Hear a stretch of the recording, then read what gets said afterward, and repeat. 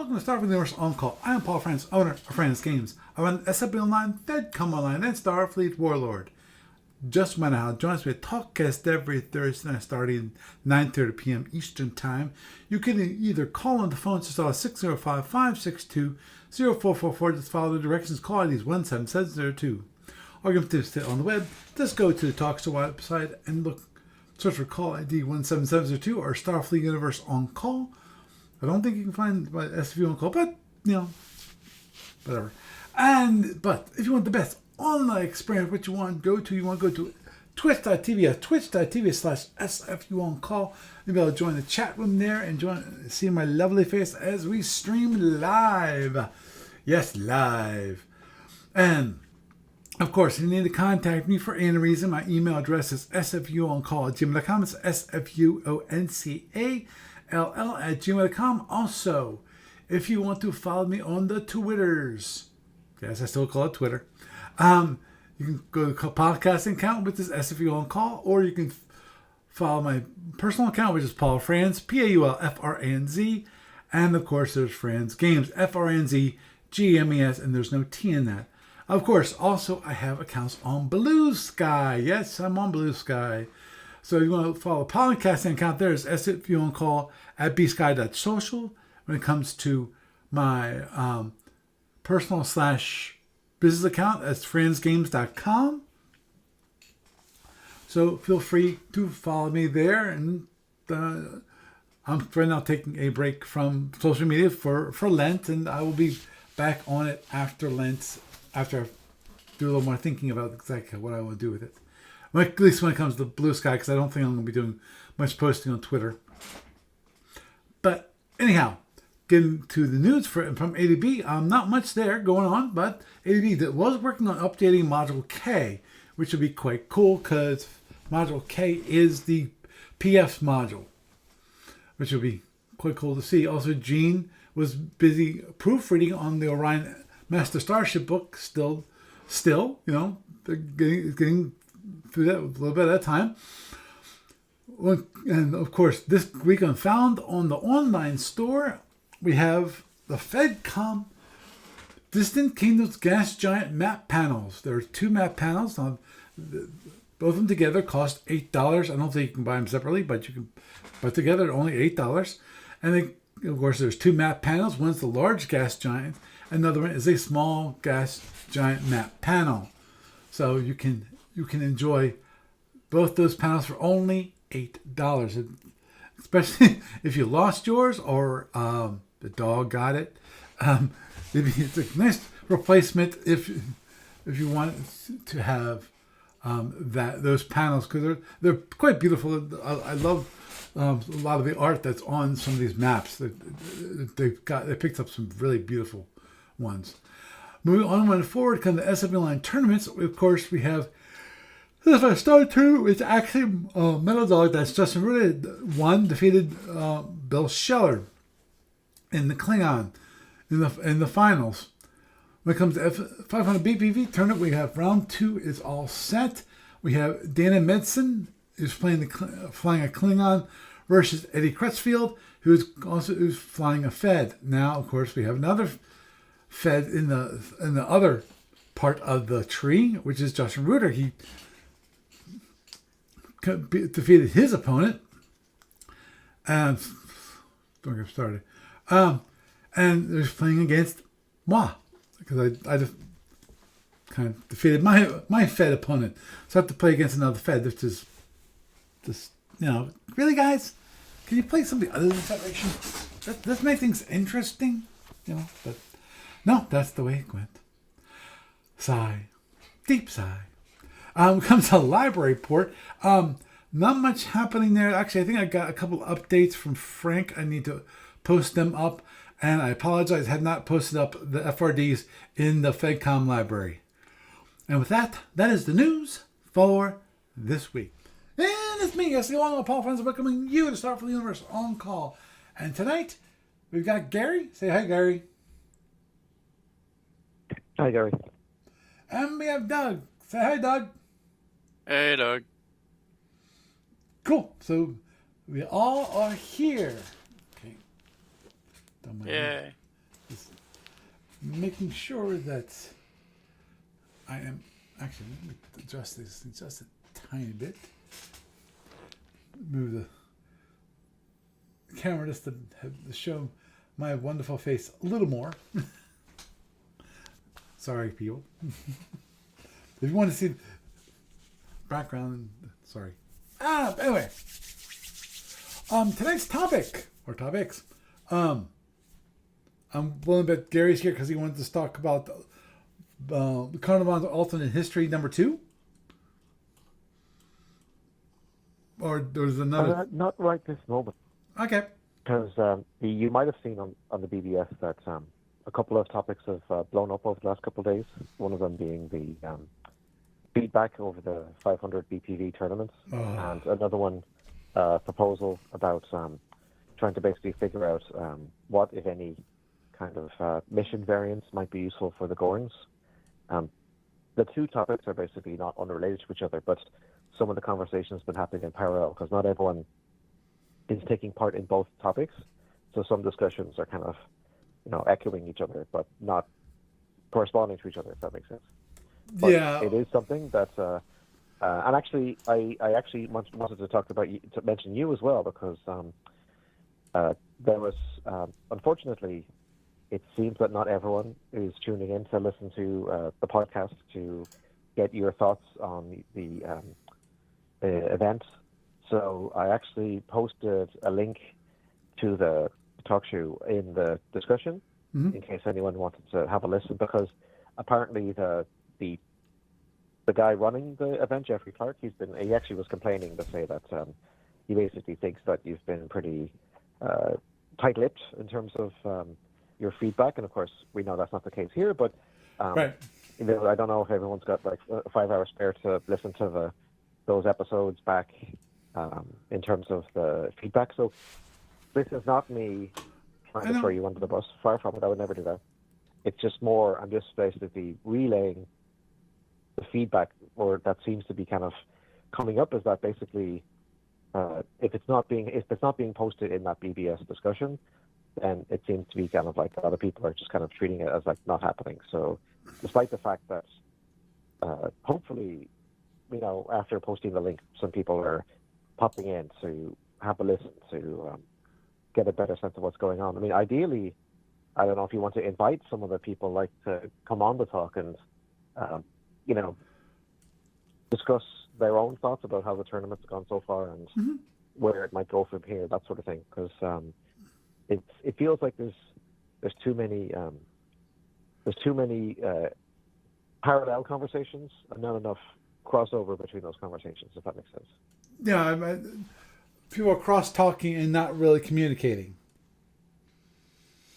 Understood. Well, more in the sense that basically, like, we're having this conversation here, and some people are having a conversation in one of the threads that's on the BBS, and then some, but not all of those same people are having a different discussion because, basically just to start things off, I just wanted to say that I don't know if it might be worth doing some sort of like after-action report, like gather like a Cliff Notes version of your feedback over the last few episodes worth, and just posting a little bit so that people can read it in that BBS thread, the 500 BPV one, just to kind of help, break through that impression that there hasn't been any feedback, because as I say, the more people can get involved in that conversation, whether it's on the BBS or here in the talk show, the better. Well, for love of Pete. Well, there's some things that I think I really don't want to get involved in for the most part about the 500 BPV tournament. One of those things is map size. I'm not flying a seeking weapon race. I'm flying a direct fire. I mean, truly, a direct fire race. The only closest thing to seeking weapons are my shuttles. So, it's hard for me to give a good feel of, okay, is the map too large? Now, to a certain degree, I agree the map seems a little too large just because it takes...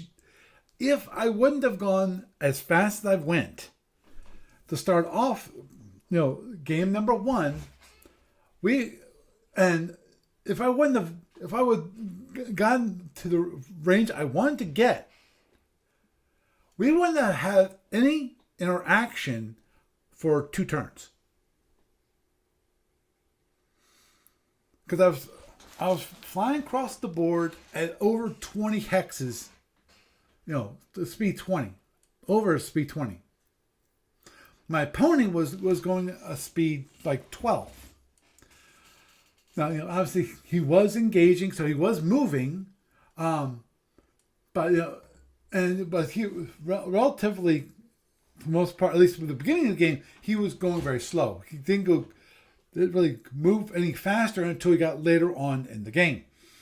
Now, when it comes to some of the other things that actually I'm saying that they discuss, because the problem is the discussion goes so flying by that I don't have time to always check it. Obviously, Peter Peter always has had this, which is Peter said always had a good write-ups for his battles. I suck. I truly suck at doing write-ups for my battles. Because, I can write up generic things, but they're not going to really give people much information about what's going on in the battle. I really, at least I don't think so. And usually to do any write-ups whatsoever, it takes me a number of hours, which is insane. To write up the 9 turns that we did, that will take me over 2 hours to write up a good enough description on that battle. Possibly another, maybe 3 hours. I can probably do better things with my time than writing a battle description. If they really want me to, I'll be happy to. And I do mean this. I'll be happy to take the 9 hours of video. Actually more, I think it's 9 hours. Around 9 hours of video I've recorded and make it available to them. And if they want to, I can even speed it up. So they can watch it on YouTube and watch the full battle in all its glory. And even see me while I do my energy allocations. I'll be happy to do that. If they want to, they can go to my YouTube channel and go to YouTube and actually watch. Giving a breakdown on the battle, that I did for 3 weeks in a row. Trying to give insights of what's going on, a relatively short description of what's going on in the battle. It took, if you look at it, it was 3 episodes. That means it was over 3 hours long to go through my battle of what happened, the points of the battle that I recorded. In the case when it comes to before the battle ended, to the final turn where I actually played out what I've been doing, And in one case, I think I did a boo-boo. But neither my opponent nor I really realized it at the time. So, and I gotta love this. I agree. The one thing, what's Justice say? Let me see. Is this one thing, Justin? I think. Where is it? I agree. I think it was Justin said this. That just said, quote, this is the over-analysis of a single battle and conclusion drawn deeply flawed. I disagree with that point, deeply flawed. There's no issue with the size, map size, or with plasma or drones. Overall, I think the conclusion, I agree with Jeff, is saying that it's deeply flawed is wrong. I don't think it's deeply flawed. I think the issue with plasma and such a large map, here.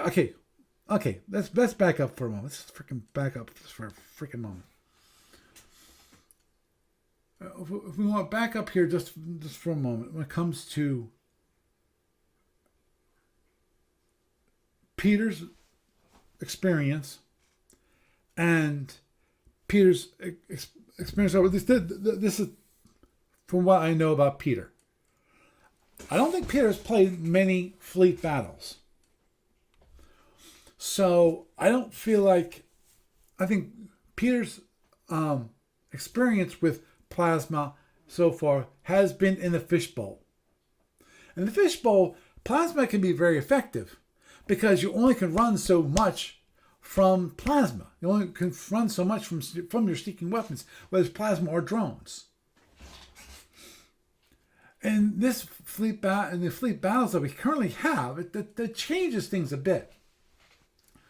Because of, again, we're gonna go back to how I feel about seeking weapons themselves.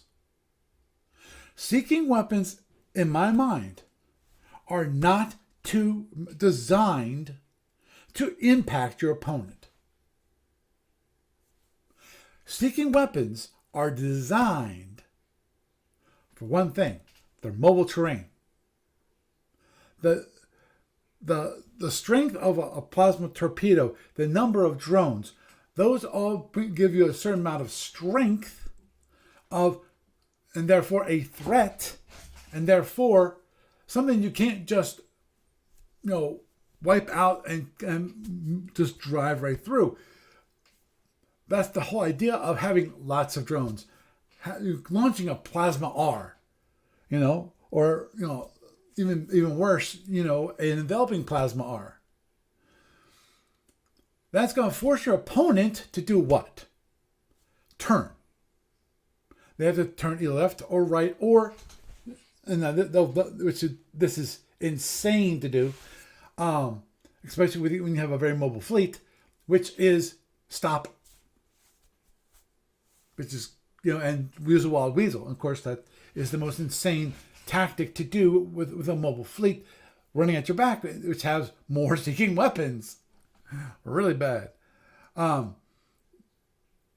Now, so they're not designed as much to inflict damage, and that's the thing with seeking weapons. Now, there is, of course, the minor issue here now, and that is in a open terrain like we have, a pretty open terrain that we have. We're still fighting in a fishbowl. The fishbowl is quite big, so it gives you a lot more room to maneuver. And given that you have that room to maneuver, you then can do certain things that normally you can't.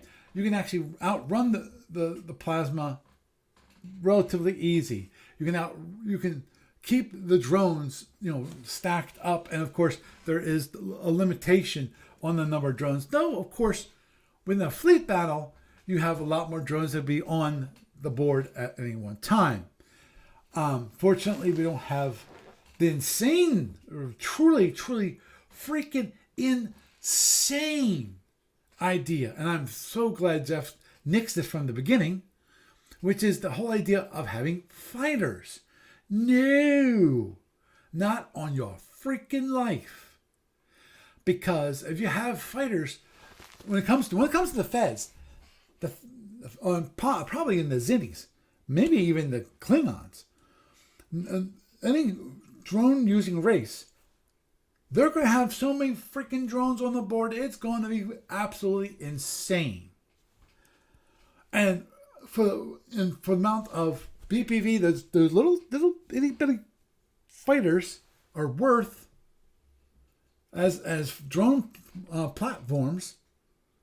They can kill you. Can you imagine a 500 BPV fleet which had a carrier, maybe a couple escorts, and then just fighters? It would be absolutely insane.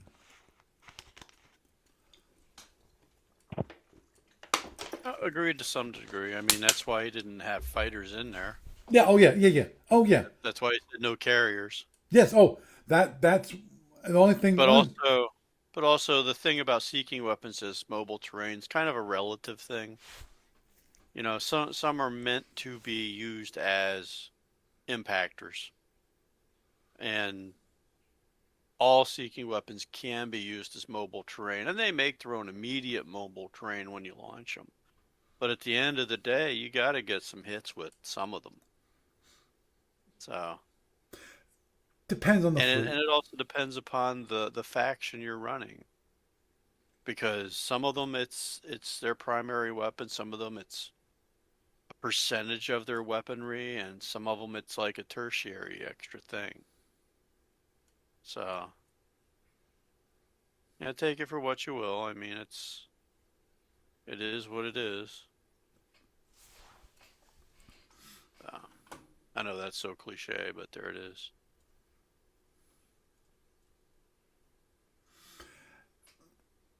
So, Well, Yeah.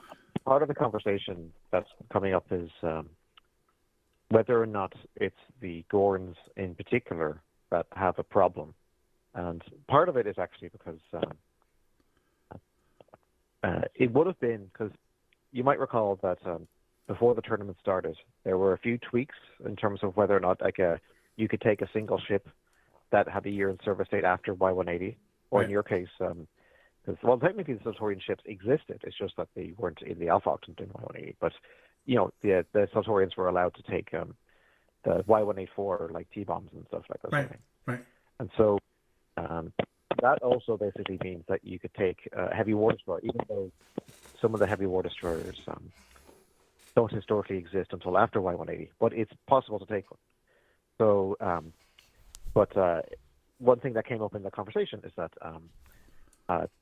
Peter seems to have he missed that update when he was drawing his force together, Right. and but I guess in retrospect, it would have been possible now. So, and the reason why I mentioned it is because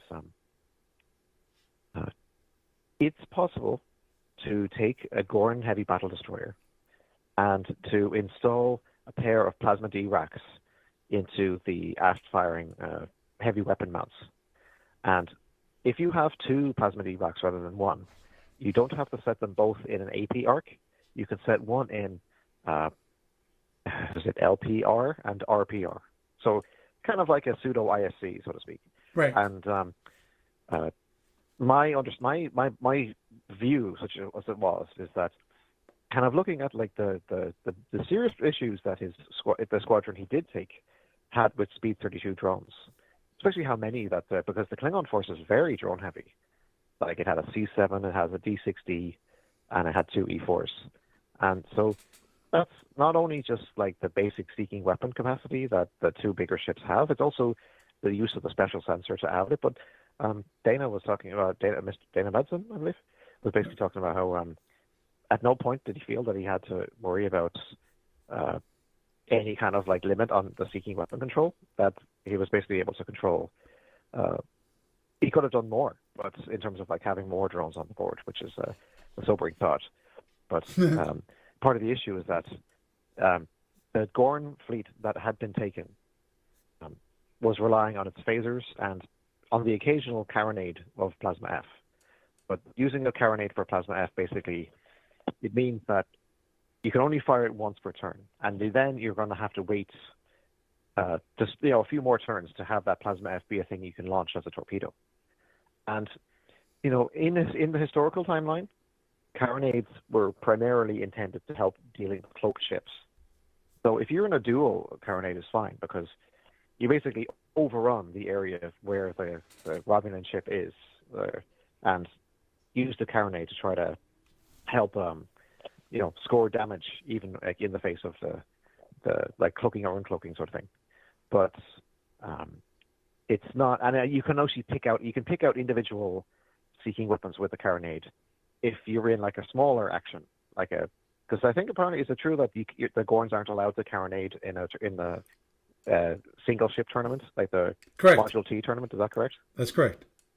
Yeah, because that's probably why. Probably the reason why is because they think that it might be. They don't want to give the Gorns that opportunity to overrun every turn. it seems that unless you've got a really bad duel setup, the Gorns are okay. But the question is, once you start getting into larger squadron or fleet engagements, do the Gorns start having trouble with large numbers of drones then? And so, in theory, it would be interesting to see, like, say, if that scenario, like that drone-heavy Klingon force, was fighting a Gorn force, but if the Gorn force was modified to maybe remove like one of the ships in order to make room for a heavy battle destroyer with those plasmid E-racks, how differently would the thing have turned out? Because on the one hand, plasmids have the defensive fire mode where they can you can get a number of them on the board to shoot down drones quickly, but then plasmid E-racks only have 4 warheads, and then you have to take them offline for a turn to reload. So the trick would be, do you basically use both racks in the same turn if you're facing a large drone wave and then have no drone defense the following turn, and then try to survive till turn 3 so you can use them again? Or do you alternate the racks where you use all 4 of one rack and keep the other one spare, and then use the spare one when you've got the reload turn on the first rack, and so on and so on? Right. Is that better? So, but then that would be an interesting thing, because there's not enough data points. Because I think, I guess just to side off for a second, I do think that a round robin tournament would have been better for it this time around, because having everybody play each other at least once, I think, would have given more useful data in terms of being able to understand how well this format functions. And also, it would be interesting to basically do a victory point-based league total, so that you're basically judging like what the final result would be in a more nuanced way than just the win-loss kind of column, if that makes sense. But anyway, yeah, actually, so then that makes the other a really question good idea. Yeah, so it's probably too late for this tournament, because they seem to be moving towards the semi-final round. But I think tournament number 2 should be a round robin, and then maybe with a playoff at the end or something, kind of like the World Baseball Classic. But there should be some sort of league table, because, give people the opportunity to actually play these games and then talk about them on the BBS or here on the talk show, so that enough data can be drawn up, and also people can have more skin in the game, so to speak. I think that would be a lot better. But so yeah, I guess you can take an iterative approach, run a similar battle, but put in that battle destroyer with the heavy battle destroyer with the plasmid E-racks. Are there enough plasmid E-racks to make a difference? If so, then maybe it's less of an issue for the Gorns. But if not, then do they need some other thing? And that's why I started a thread where I was proposing that the Gorns could get a couple of support variant ships, which would basically, like, say, for example, if you took a heavy destroyer and replaced all its plasma torpedoes with V-racks, and then used it kind of like the same way that the Federation uses a new drone cruiser, except that the Federation can leverage the new drone cruiser much better for offensive actions, whereas this proposed plasma cruiser would be plasma variant cruiser would be more of a fleet support variant or squadron support. The handy thing with that is that you wouldn't have to worry about Aegis fire control, because one of the ideas that was bandied around was to basically break the rule against allowing fleet escorts in the Alpha Octans, rather, because in Omega and the LMC it's more fuzzy, but in Alpha, you usually have to have a carrier for the escort to escort. But there was some suggestions to basically let the Gorns take an Aegis heavy destroyer, an Aegis escort, so that its plasmid E-racks can be leveraged along with the Aegis. But I guess part of me was thinking that maybe Aegis would be too powerful a thing to give a non-carrier escort in this kind of setup. So that's why I was thinking that it might be better to have a standalone variant that doesn't have Aegis. But whether or not that's going to happen is another story, because the ADB doesn't seem entirely sold on the idea. So that's fine. If the idea doesn't work, it doesn't work. But that still leaves the underlying question: are the Gorns in trouble without it? And is that a problem? Because historically, it's only rarely a problem, because they only fight the Klingons a couple of times during the General War. But there are alternate timelines where they fight drone empires much more prominently. Like, for example, we talked before about the module R4J and how there's a bad guy universe with the Feds or the Federal Imperium. And so the Gorns would be at war with them. And so they'd have to worry about using their drones against them. And so if that's so, is the current Gorn fleet enough in terms of its options against drones? Or if not, what would they use? So that's basically one thread of the recent conversation that I wanted to bring up. So I guess I wanted to kind of put that by you and see, did you think that that the Gorns might have that issue, or do you think it's just more, it needs to be approached in a different way?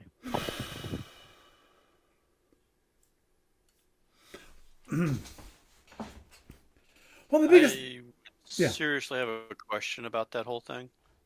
Like, for instance, was he having a hard time against a specific opponent in this, or is this a hypothetical?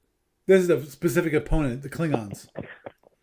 Okay, and he had a hard time with it. Mm-hmm. Was he bolting his stuff, or was he launching and watching his opponent run away while the drones came after him?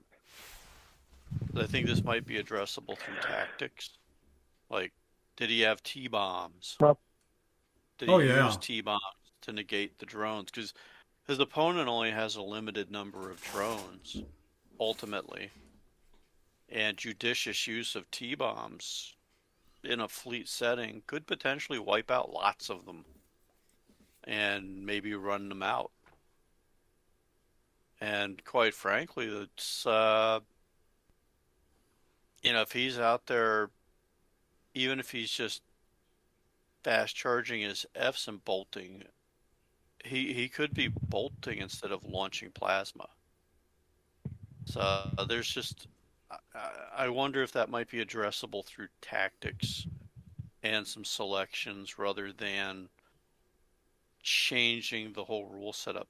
But if you really want to have a rules change in your setup, the thing that comes to mind might be something like letting all the ships, all the fleets have an Orion package option kind of thing, like they do in the regular tournament setup, where the Orion has an A and B package.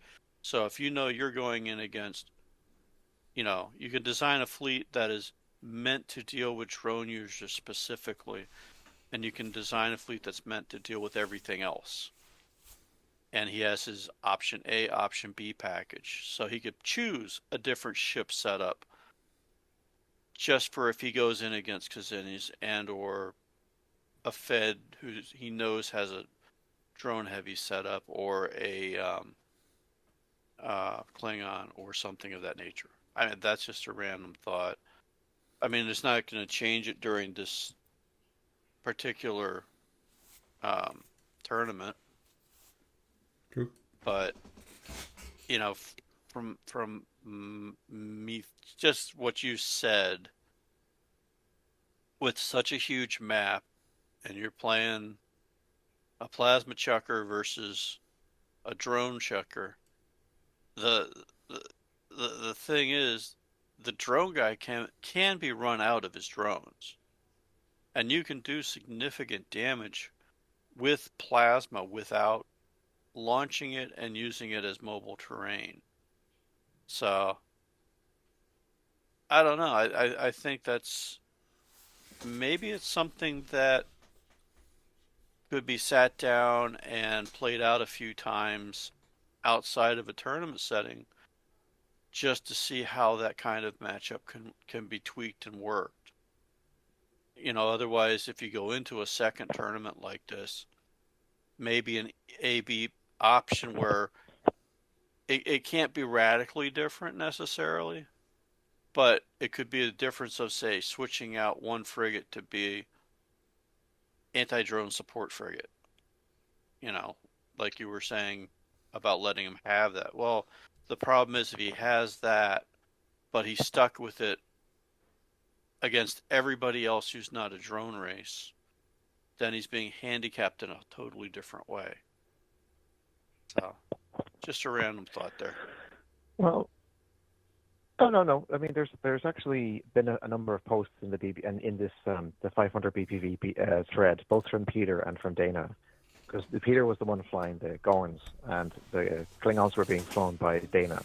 Now, and Dana actually pointed out that he went with a conspicuously drone-heavy Klingon force because, like, one might expect that like a Klingon force would have mainly like disruptor variants, so the drones wouldn't be that many.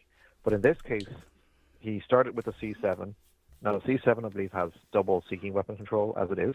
The C7 is insane.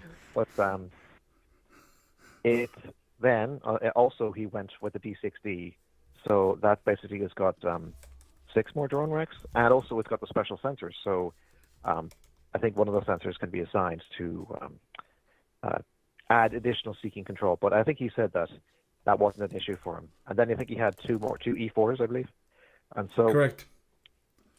Part of the issue from Peter's perspective, in terms of the feedback that has been posted on the BBS, I strongly recommend if you have a chance to head over to the BBS sometime and just read through some of the feedback. There's some quite informative stuff.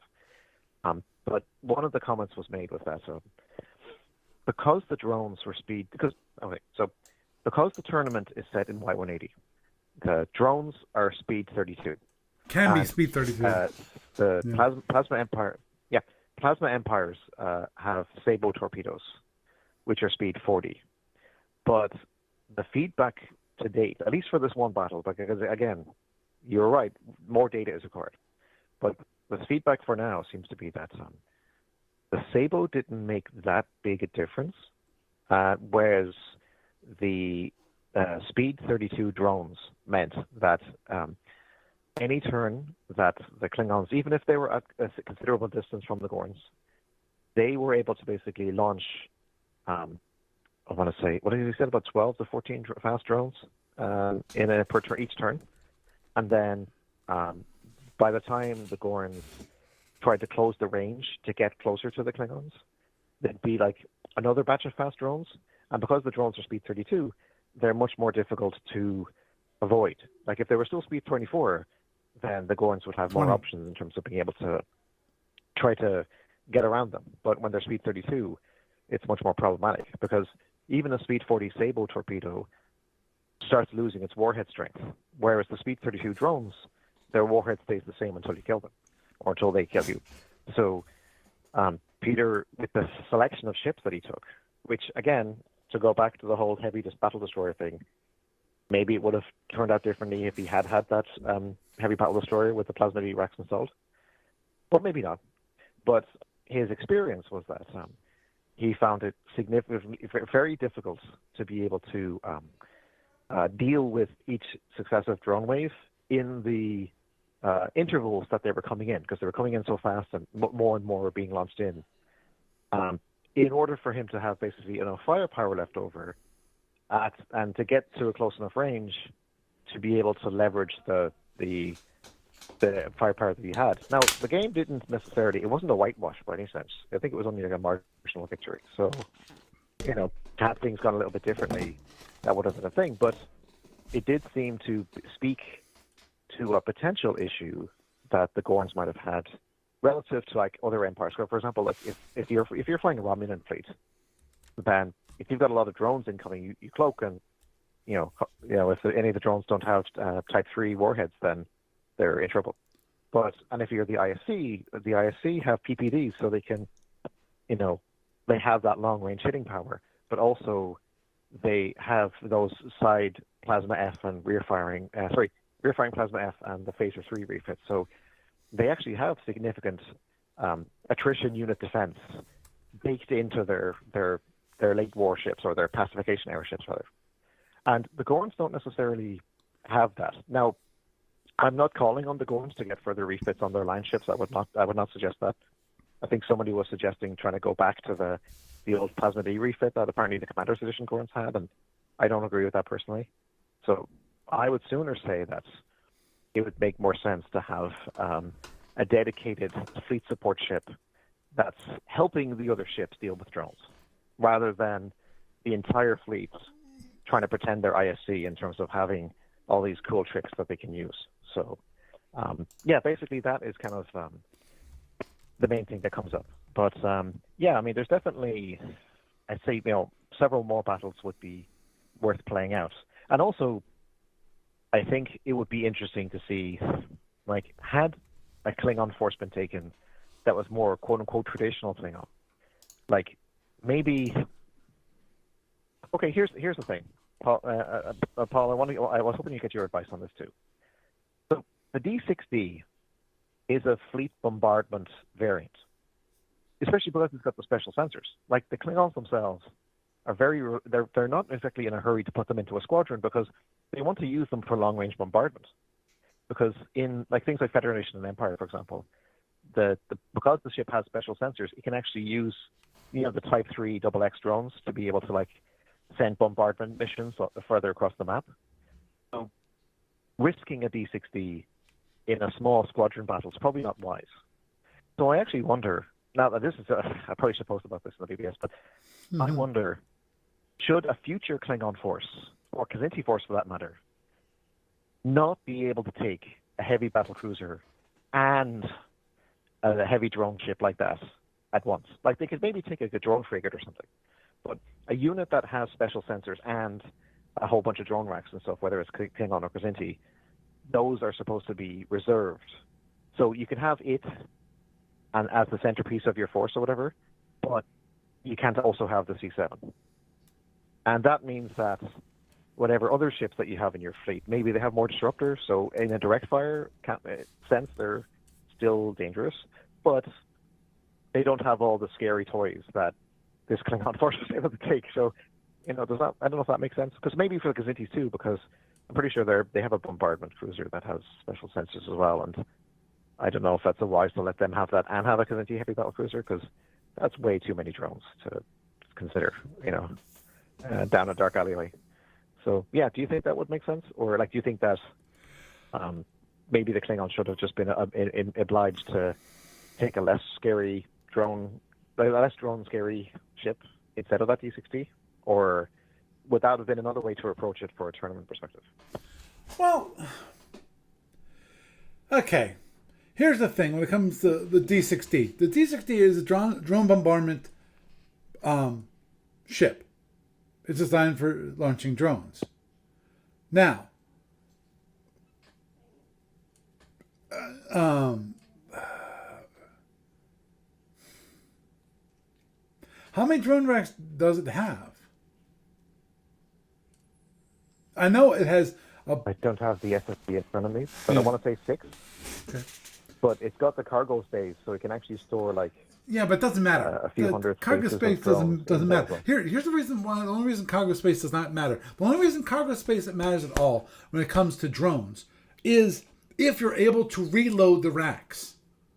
And that means that you have to take your rack offline to reload the rack. So it's not like you can continually just keep on launching drones without stopping. Now, so say you rotate 2 out, so you only can launch 4 drones per turn. If you're actually wanting to reload these things. Now, obviously,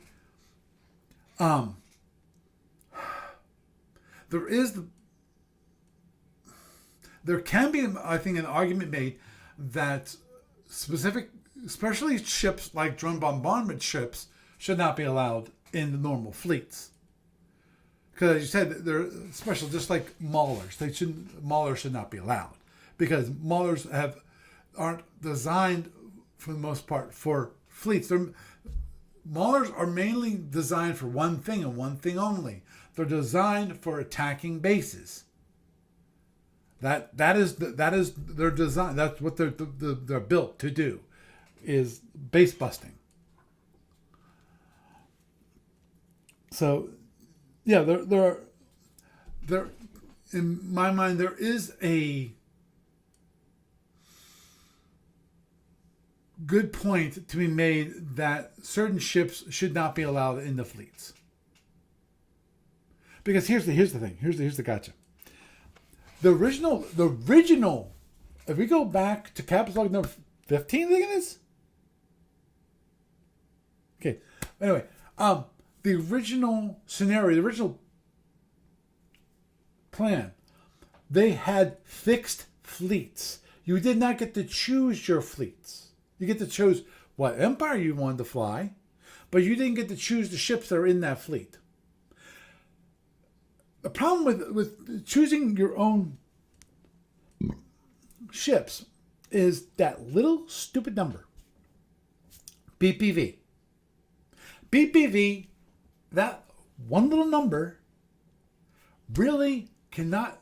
It's supposed to be how powerful a ship it is, how good it has defense and offense into a single number. And in my mind, that is one insane, because it gives you a general feeling for how valuable that ship is, but that's about it. Next, that reminds me, that's one thing I want to look up, which was one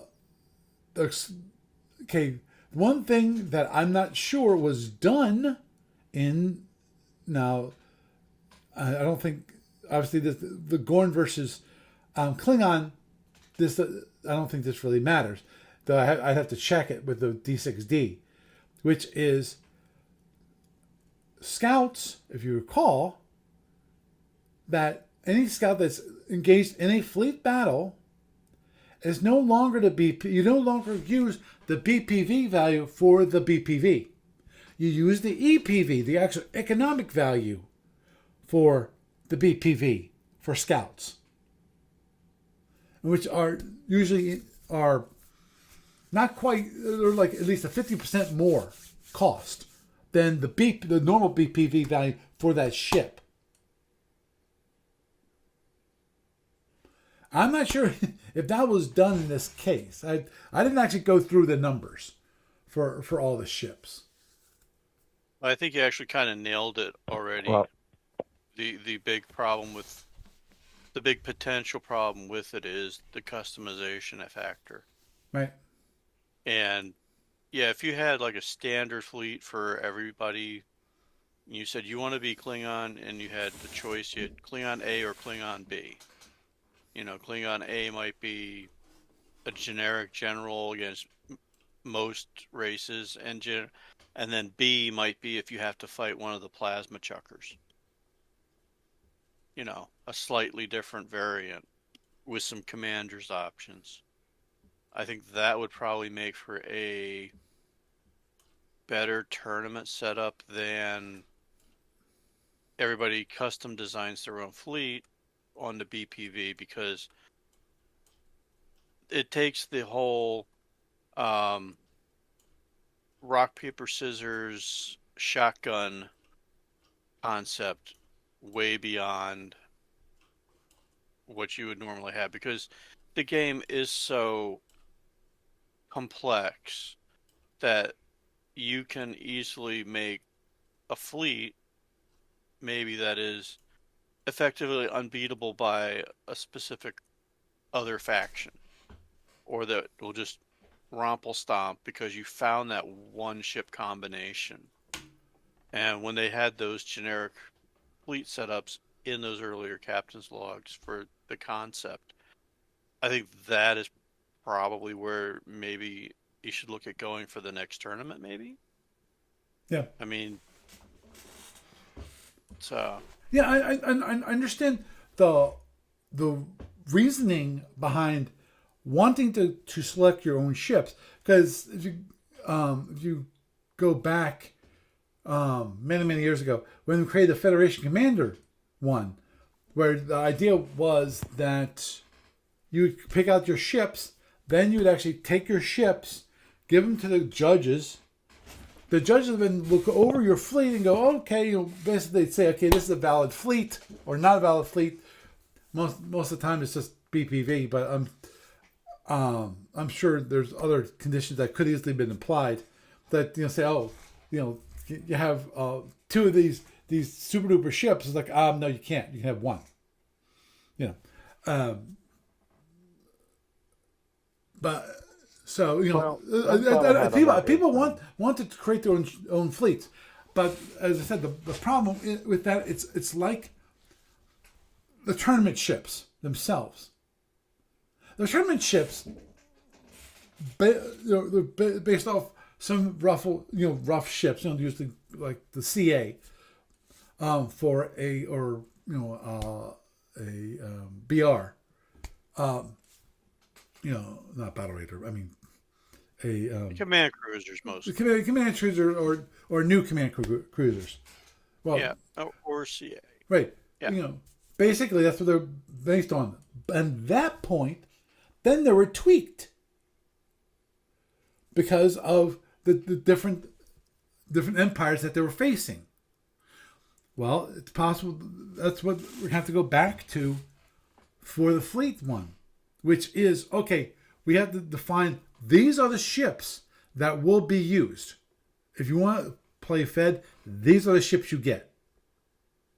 If you want to play the Gorns, these are the ships you get. Or possibly come up with different ship selections.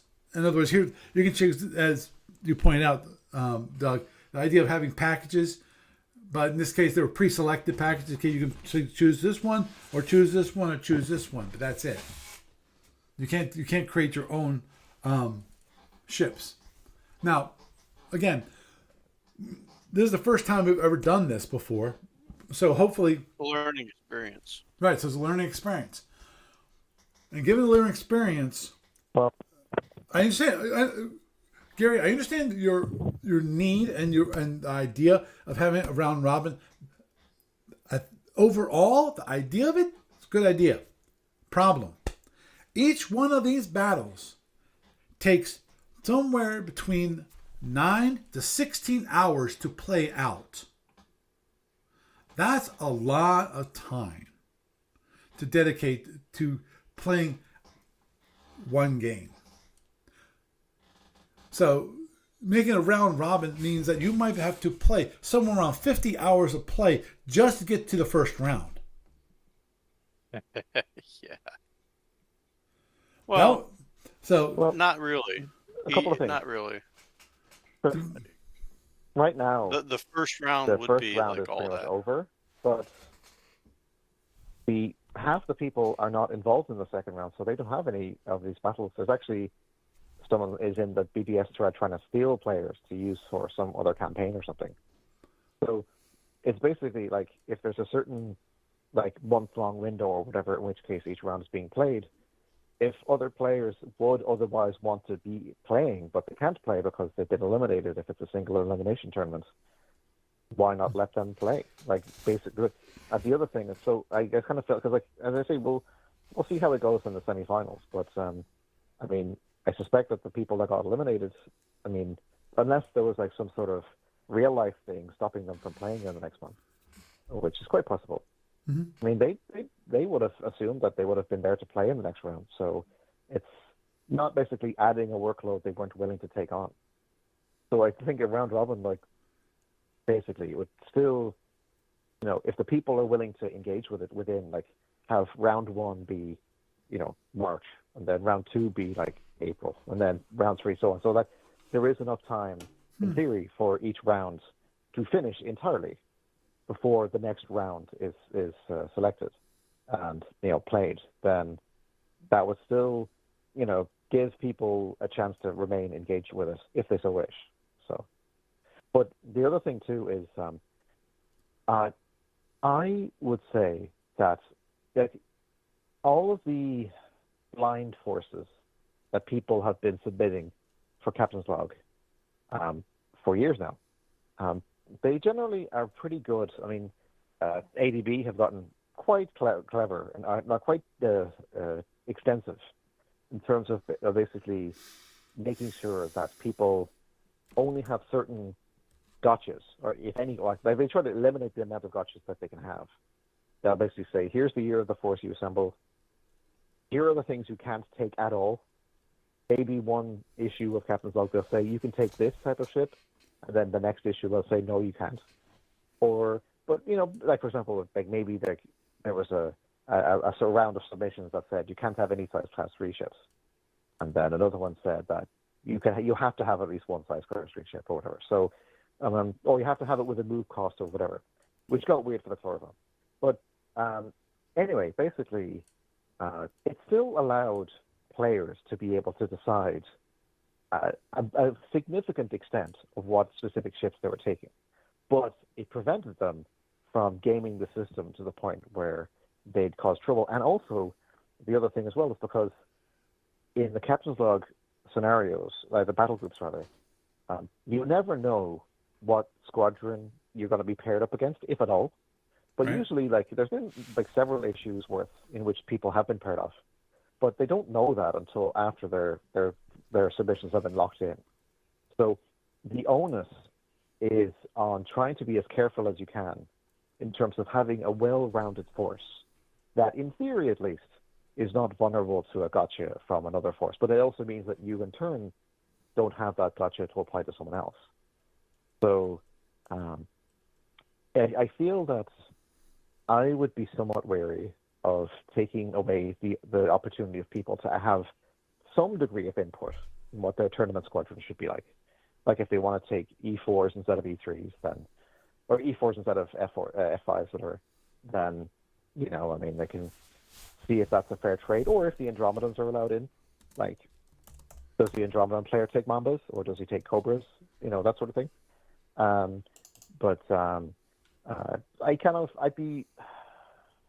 Yes, I mean, there are definitely, there's more work that can be done. And I do think that the Captain's Log, I mean, I've said this before, but I do think that the Captain's Log battle group experience, which is quite extensive, lends itself to this setup, even if it's not going to be quite as unexpected as many of the Captain's Log scenarios have been.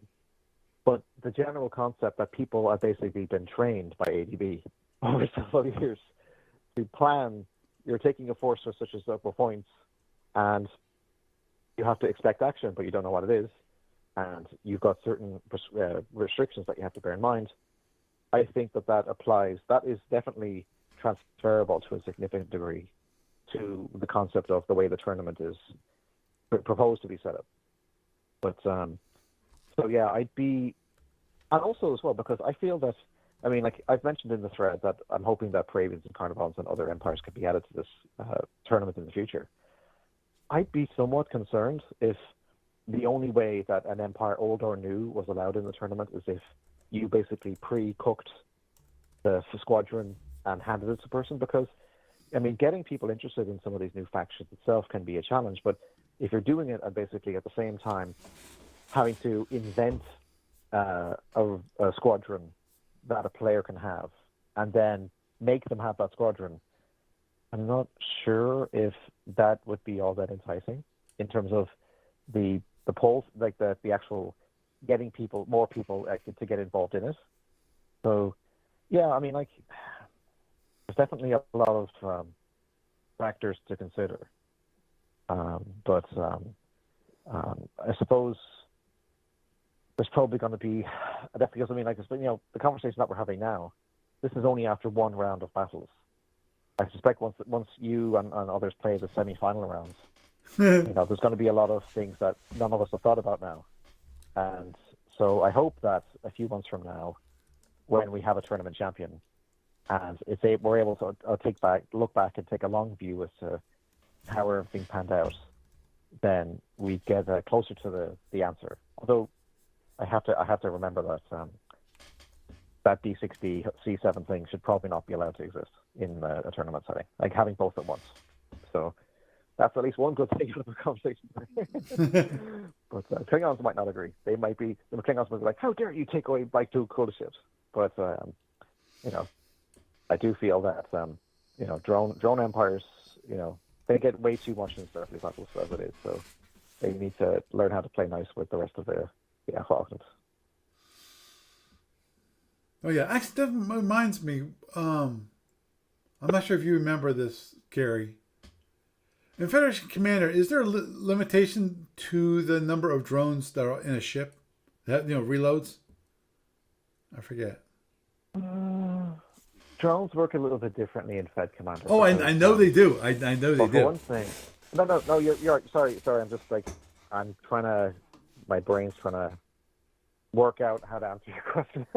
Let's see. So on the one thing, now Fed Commander does have the concept of fast drones Right. if you play a scenario set in the year 2580 or later. Right. But I don't believe the Fed Commander tournament was set then. I'm pretty sure it was set in before then. So the Empire still had only Speed 24 drones. Right. Now, in terms of the drone racks, with the exception of the Federation, everybody has a Type A rack. Right. So you get 4 drones, but you do have to reload it, but you get infinite reloads. Right. And that's what I thought. The Federation, they get a Type G rack, which comes with 2 drones and 4 anti-drones. Right. Now, Type 6 drones don't exist in Fed Commander, so those ADD spots on the G rack are, in fact, anti-drones. But the same again, I think you have to take a full turn to reload them. That doesn't seem to have been a problem for drone empires in Fed Commander. But see, part of the issue in FedCom is that the ships themselves are so fast because you don't pay for housekeeping, and you don't have a difference between warp and impulse power, and you also you don't have speed limits. Like for example, in Federation Starfleet battles, your ship can only accelerate. Like if you start the game at speed 0, you have to take a couple of turns to get up to speed 30 or something like that. Yep. You don't have a positron flywheel. But in Federation Commander, every ship has a positron flywheel. So you can actually set, in the energy allocation of any turn, whatever speed you want. And you can pay additional points to either accelerate or decelerate as the game goes. So it's like everyone's flying an X ship. You're basically flying in the sense that you're relying on your reserve power significantly more in FedCom than you are in Starfleet battles. So for all those reasons, that's been the number one problem that I believe Plasma Empires have had there, because there's no stable plasma in Fed Commander. But because enemy ships are A, so fast, and B, can accelerate so quickly, they can escape plasma much faster. And if you're on a closed map, like if you're fighting over a planet or a base or something, then Plasma Empires can leverage that more easily. But if you're in open space, you're in a lot of trouble. And that's, I think, been the core of what the issue was in the tournament as well, because unless you had, like, if you kind of got things a bit weird in terms of having like a Romulan fleet with as many plasma arms as possible, then the other empires could just scoot around and wait for your torpedoes to run out, and then they've got 2 turns, because there's no pseudo-plasmas in Fed Commander either, so the other knows that you have to wait 3 turns to launch again, so they can come in and deck you while you're doing it. So, but many of those issues don't apply in Starfleet battles, right, to the same way. Right. Although I do wish Starfleet battles made you pay twice to fly backwards, though. But there's other. Yeah, I kind of trying to get back to the. What you were saying. Yeah, I agree. The one thing, the reason why I asked that was just because of it just points out that, see, the Federation Commander, it simplifies things and so forth, and there's certain good things about it, like there's no wild weasels, there's no sabo, there's no enveloping torpedoes, there's no T-bombs in Federation Commander. So there's a big difference in the way things fly when it comes to offenses and defenses. But the point is that I don't think really reloads really make that big of a difference. I really don't. But the flip side is that the Federation Commander really cuts back on the number of options you have for your drones. So, for example, Type 4 drones don't exist. Type 6 don't exist, as we were saying. There's no Spearfish drones. There's no Starfish. There's no multi-warhead drones. There's no drone construction. There's no all those horrible things that AB gave to drone empires over 40 years of Starfleet battles. Like, it's, you can't spring surprises the same way that you can in Starfleet battles. But actually, the other thing as well is it's not so much an issue between drone empire users, or over the Lyrans for that matter, because ESGs in Predator's Commander are quite interesting. I almost wish the Starfleet Battles ESGs had that same activation mode. Yeah. Because, in Fed Commander, an ESG literally is a sphere that expands from the ship. It's like you use it and then it hits everything in the hex of the ship and then everything in the surrounding hexes. And so it literally kind of bursts at all the CQ weapons and pushes them out, rather than you having a hollow sphere that follows the ship around. Yeah, that forms at a certain radius. Yeah. Yeah, but actually, here's the thing: if we ever do get to Module X2, I think it'd be cool if the Lyrans were given a new activation mode for the ESG that was that.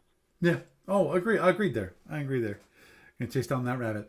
But yeah, so I think it's just more that because if you remember when Klingon Border was created, the initial focus was getting the Feds and the Klingons right, and the Xintis as well. That I think the fact that the Romulans and Gorans had to wait to be in the third published module, because Romulan Border came out after Klingon Border and Klingon Attack, the game had already been lined up in such a way that it suited the disruptors and drones. And then plasma had to be inserted into that in a way that was functional, and maybe it was a bit trickier. So, like, what would Fed Commander look like if the Romulan Border side had been done first and the Klingons came after that? Would it be any different? Maybe it wouldn't be. Probably But not. maybe some of the underlying concepts might have been a little bit different. Maybe. In terms of I think overall, how people were expected to play it. So yeah, I feel like they wouldn't have been changed all that much just because of that. It was based off of SFB, which is already predetermined. There might have been some minor changes when it comes to thinking, but I don't think much. Oh, a couple things. Obviously, who was it? Eddie. Yeah, Eddie. Two things that I think were good ideas. Okay. When it comes to terrain, the map, there should be either one or two things. One, it's said they used to fly basically two maps, as in a 60 by 42 map. So there's like two maps for end to end, so it's like a elongated map. Having something kind of smaller than that, I think would be a good idea. Okay, another possibility is to have some kind of terrain, i.e. a planet or asteroid, whatever. Let's say an asteroid in the middle of the map. Actually, I prefer a planet. The reason why I prefer a planet because it actually can be acting as terrain, i.e. if you fly around it and you keep close to it, because there's a good reason to keep close to it, because you actually can, when it comes to the line of sight, the planet can block line of sight of the weapons. Mm-hmm. But I think it'd be kind of cool, and then have it so that obviously it's a floating map based on the planet. That if you go a certain distance from the planet, you disengage and so forth, and you're disengaged that way. Number two, which I think is excellent, because I was just reading up on this, I was reading up on the limitations, and he points this out, and I think excellent idea, which is have a start date, instead of being start date of Y180, have a start date of Y178. Drone speeds, for when it comes to fast drones are limited quantities. So yeah, you can get fast drones. You can actually have a number of fast drones, but there's only so many fast drones that you can have based on, I think it's limit, which is, I think it's 10%. Your drones can actually be fast drones at Y178. So, so it gives people a possibility of actually, drones can still be used as terrain, but they won't be this all-powerful weapon. Here's some other things. But number two, which I double checked and I definitely confirmed it. Round two is going to be an interesting round in that. Okay, we have Madman, which is Dana, versus Librarian, which is Ed. Now, Ed has a scout. Dana, no scout. And of course, I'm fighting Mel Dana Dog. has the D60. Justin, he has a scout. Me, no scout.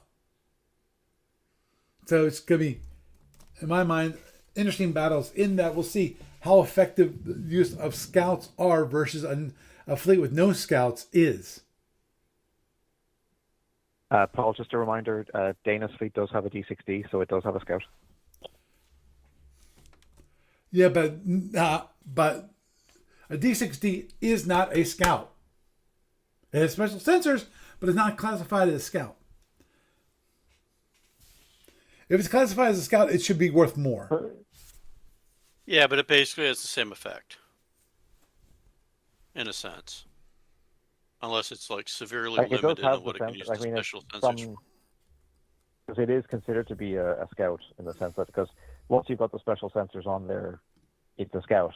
Even if it's not basically a pure scout in the sense that it's focusing on the sensors more. Like, for example, the D6S has more sensors and it's meant to be more used as like an electronic support platform.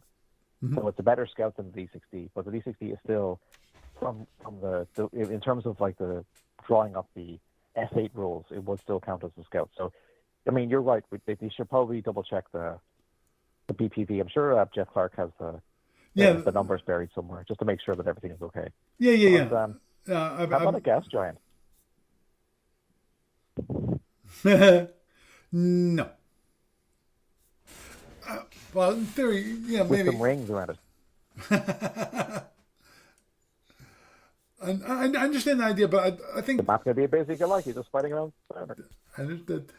Actually, what would really be cool would be actually an asteroid field, but okay. That's a bit much. Yeah, that's a bit much, I'd say. But yeah, for when it comes to regular BPV kind of configurations, the D6D has a flat value of 113. All right. I forgot what Let's double check that. It's module R3, or is it advanced mission? Yeah, I'm looking at module G3, Master Index. Oh, G3. Okay, so I'm just going to check in because I'm just going to see if I can find the actual SSD. But does it say on the? I'm pretty sure it's the R3. Is that the one it's in? Let me just see if it's marked in. No, AM. Oh, advanced missions. Okay. Yep. There you go. If you can find that.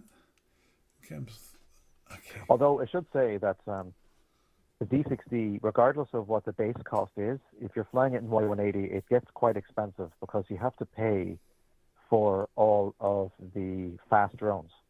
So you basically have to pay, I think is it 2 points or something like that? 2 or 3, 2.5 points or something for every, maybe 1 point or something for, you don't have to pay for the reloads, but you have to pay for the all of the drone spaces on every drone rack for it to fast drone level. Right. And if you're going to be using it in Y180. And also the one thing you need to remember about your reloads, and what's in your reloads, they must match the racks at the beginning of the scenario.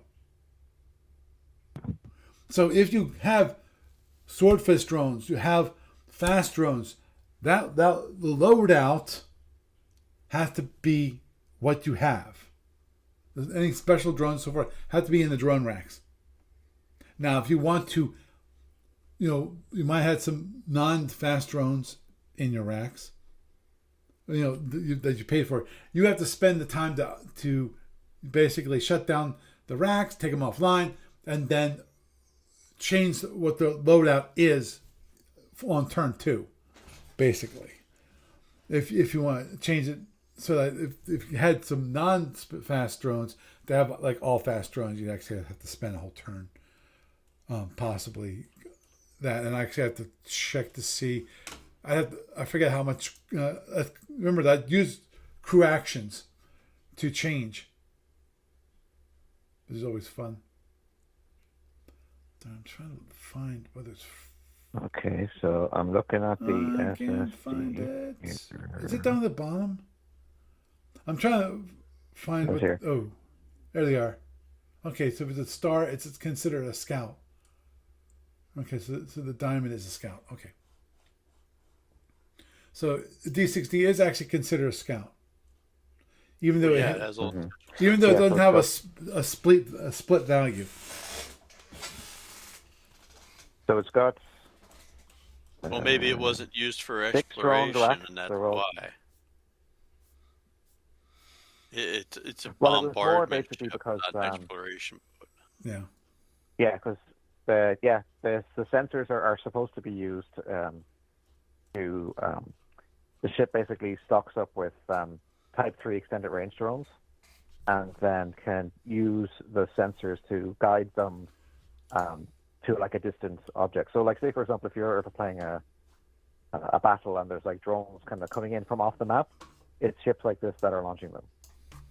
But it is also possible to bring it into the actual battle. But yeah, I do feel that you should basically have only it or a C7 in terms of being a specialist ship. I think it's a bit much to let people have both. Yeah. Because I mean, like, say if the Klingons take like a drone war destroyer, I mean, those don't have special sensors, but also they're smaller and easier to kill. So, like, there's a kind of innate balance factor there. Like, you know, you have to try to get the drones out before your ship gets blown up. And so maybe that would be, because like when you've got the special sensors, it's not just about adding control, seeking weapon control. You can basically give yourself ECM. So you're making it, you know, your primary drone platform is making itself that much harder to kill, which is fine in the fleet. Like in the role the ship is designed to have historically, in like Federation of Empire terms. But I just don't know if it's a good idea for the tournament. Like, to have it and be able to play around with that C7. C7's a mean ship. Mm-hmm. So yeah. But I mean, that's the thing. It shouldn't just be the Klingons. I think the Kazintis should be under the same thing. Maybe the Carnivons too, because the Carnivons have although I don't think Death Bolts have a Type 3 engine. Like, you can't bombard off map with I mean, they do have a bombardment variant, but I think you have to be a lot closer to the targets with the Carnivon cruiser rather than with the Kazinti or Klingon drone cruisers, because they're not intended to be, you know, super extended range the way the drones can be. Mm-hmm. So, but yeah, okay. So yeah, definitely. You know, there's some people that say that ADB have a lot of Klingon favoritism when it comes to the game, and you know, I don't want to say that's true, but oh, come on, like, come on. Steve Cole is he loves his Klingons. He truly does. Yeah. Yeah, I don't think you'll be faulted for that statement at this point. Yeah. Agreed. Yeah. But yeah. Anyway, but, so yeah, basically, I guess I don't want to. I know we probably should wrap things up soon. Yes, definitely, because I got a whole bunch of stuff to do. But to be continued. But basically, is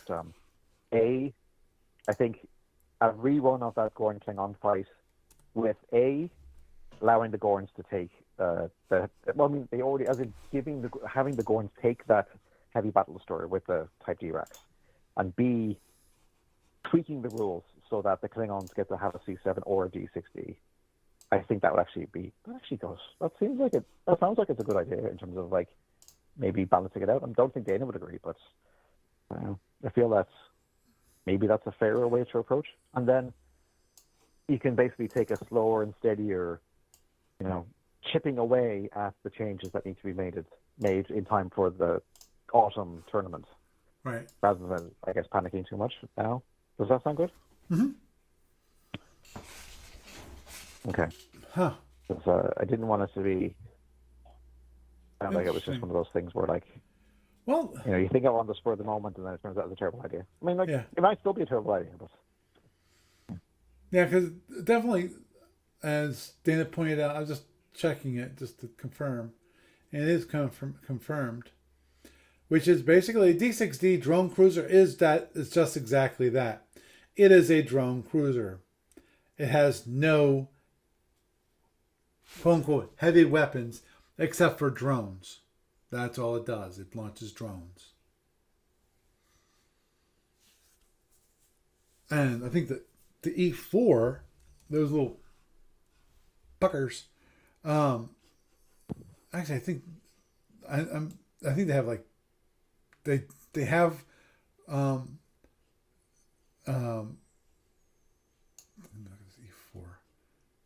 Just bringing it up. E4. Yeah, it has 2 disruptors, but also, if I recall correctly, they're limited with range 15. Mm-hmm. So when it comes to this Danish fleet, basically it's designed for one thing only, which is just launching drones, and then coming in close, and hitting people with disruptors. But even so, the biggest issue for these little freaking E4 escorts is that they don't have a lot of power. They really don't. Unless they stop, they won't be able to move. They won't be able to overload both disruptors, which will cost them 8 points of power. And what they got, 12, 14, 15, total 15 power.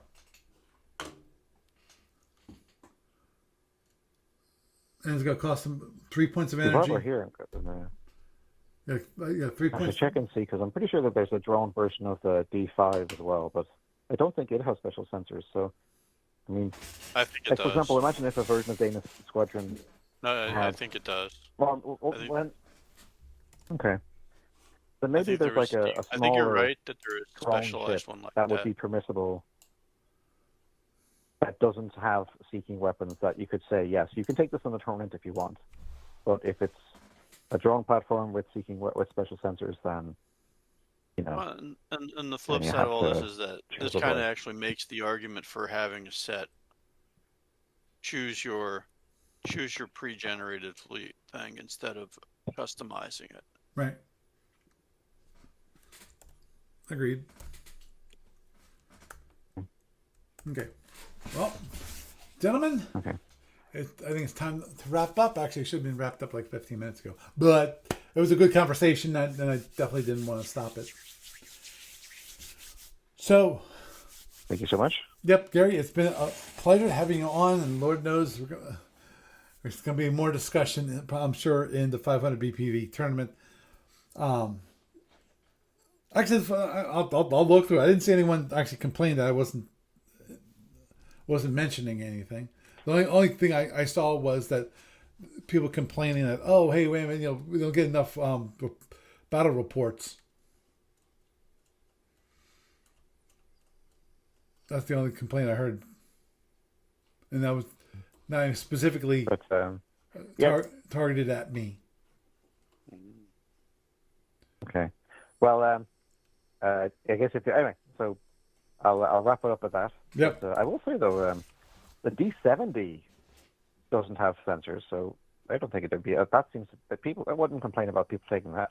Right. Also, So, again, anyway, you're right. that's The the topic for another D5D session. doesn't have special sensors either. So. Cool. Yeah. So no special sensors equals no problem. But less of a problem, maybe. That's no problem, because my only question, because again, we had let me just double check one quick thing, which is, Peter had a scout too. So it's not like a scout versus non-scout. So the question is, how much were they playing EW tricks with using their scouts? Well, the question is which scouts are acceptable to take, because I think, for example, the Federation can't take a Galactic Survey Cruiser. So that's already basically adding in the assumption that survey cruisers, even though the GSE is pretty good in a fight, it's not necessarily applicable here. Whereas if you have, say, for example, a Federation new scout cruiser, that's meant to be a quote-unquote battle scout. So yes, you would expect to see that in a squadron like this. Right. So maybe the same thing could apply for the Klingons and Gazintis, where sure, they have scouts that have drone racks, but it's basically a case of thinning out the herd, so to speak, in terms of making sure that they're not taking ones that are overly problematic. Or at least if they are, then they'll have to give up some other cool toy to make room for it. Right. Agreed. I think there might, if we continue on with this format, we really should eliminate certain ships just because of they're just too off balancing. If you want the D5D, have fun. Take all the drones. You have no scout. If you want a scout, you have to buy another ship. So. And I'm assuming that the EW has actually had a big effect, and that's one thing I really want. Really, it's going to be interesting in the next couple of battles, which is how do the non-scout fleets versus the scout fleets. Primary scout and make it go bye-bye. Oh, wait. Was I speaking out loud? I'm sorry. Hey, that's going to be the question. That is a good question, though. Which is, what is going to be the beginning tactics for those fleets that don't have scouts? Is it going to be targeting the scout? Obviously, that's going to be pretty hard because it's probably going to be, first thing it's going to do is going to be protecting itself with its own special sensors.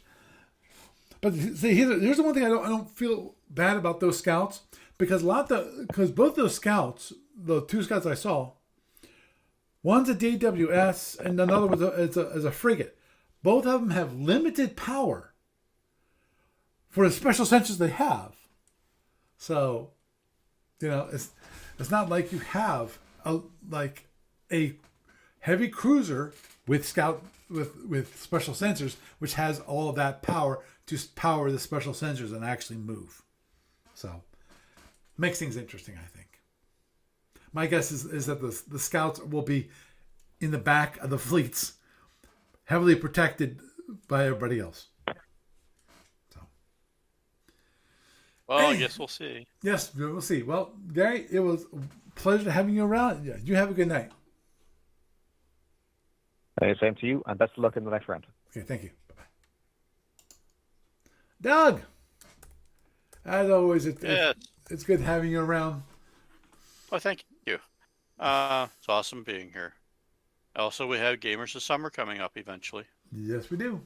And just for anybody listening, if you want to and you're inclined and maybe thinking about coming out, I did put up a multiple poster selection thing on the discussion thread. Mm-hmm. And the reason I threw that up there was if somebody likes a particular version of the small poster, I'm considering printing those out as a 4x4 on a 12x16 so they can be cut up, mm-hmm. and have a stack of them and just take them out to local game shop in your area, that sort of thing. Or if you just want to print the thing out yourself, mm-hmm. or take it to a local printer and say, here, print me 10 of these. I want to put these out of different places, blah, blah, blah. Go for it. It's on the thread.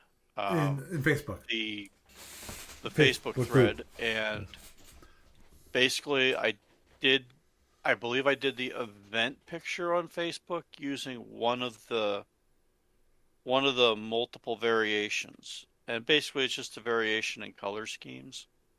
So if you think color scheme A, 1, 2, or 3 is good, and I get enough feedback, then I'll print out what comes back from the feedback to give to the people who want to put them out. So there's that. Okay. Or take them to other conventions. Mm-hmm. I mean, I don't expect anybody from Seattle to fly out to our event, but right. I I could easily see somebody coming in from New Jersey, Baltimore, any place that's just a few hours away. Mm-hmm. And if New you York. really are basically want to come out and spend 10, 12 hours, 14 hours of your day playing SFB or F&E or something of that nature, and can maybe talk a few friends into coming along, hey, it's at a hotel that's not too expensive, and there's plenty of cheaper places in the area Yeah, to stay out if you want yep. to stay there and drive over. Yep. Oh, yeah. It's very good variety of restaurants. A good variety of restaurants and a good variety of hotels. Mm-hmm. I mean, you could literally stay at, Ye Old Fleabag Hotel if you want to for $100 a night or whatever, or you could stay at this place for 150 to 200 depending on how much they're getting booked for. Now it is Labor Day weekend, big travel weekend. That might make it a little more difficult, but on that part. But in the wintertime, if we're still there, that part is up in the air because they're still talking about selling the building, transitioning it into something else. But, you know, hopefully by this summer we'll know Right. about whether we'll be back there in the winter or not. Yeah. Because I like the venue. Oh yeah. I really do. And We it's like, found some really good venues in the past, and this is one of the good ones. yeah, this is one of the best ones we've had, and that's basically it. I mean, it's either renovation or some other random thing that has gotten us, you know, changing venues over the years.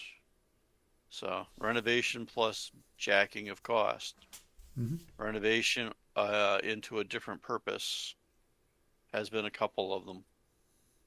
That's why we didn't go back to the Wyndham. They took Yep. the space away. They literally renovated into a different use. Yep. Instead of a ballroom restaurant, it became a open space cafe thing.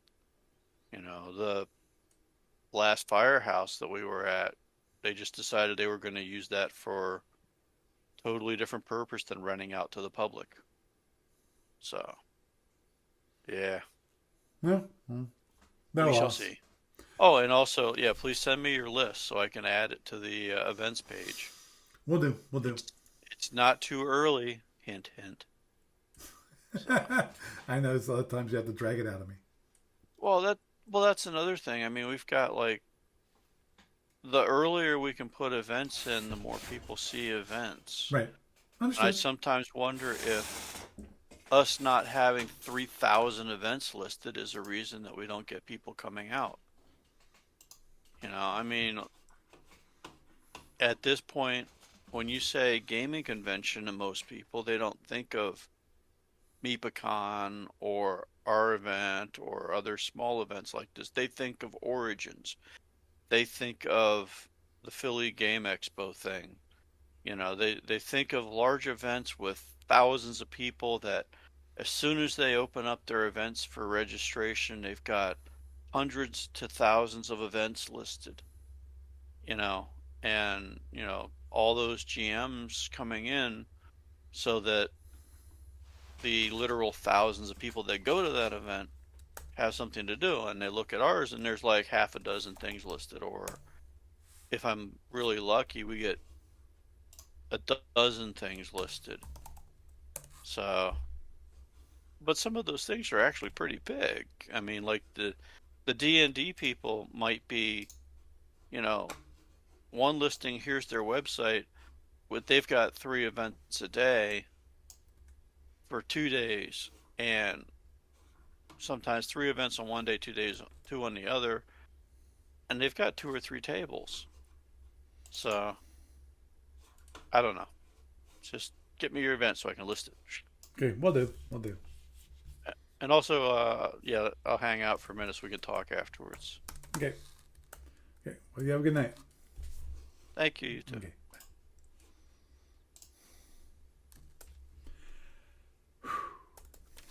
So, nice little discussion about the 500 BPV tournament. It's going to be, see if I can maybe add a little bit of my own voice to it and see what happens.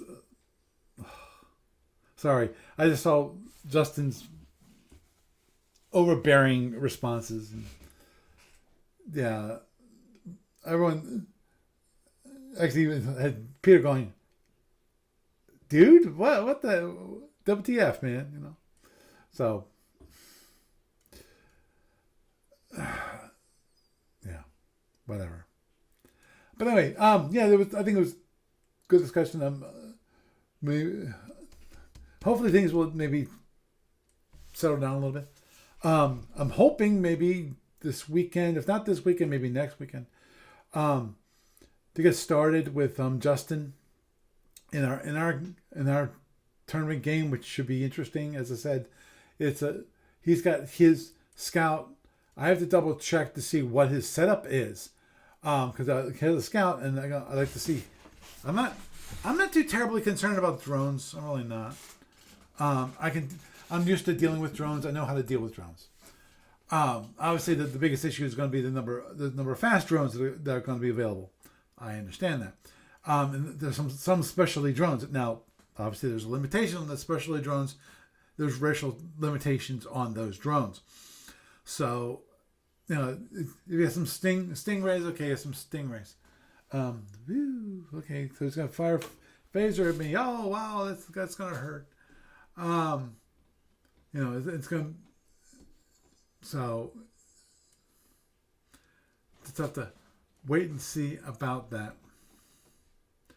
So, anyway, with that, I am Paul Franz, and I bid you a good night.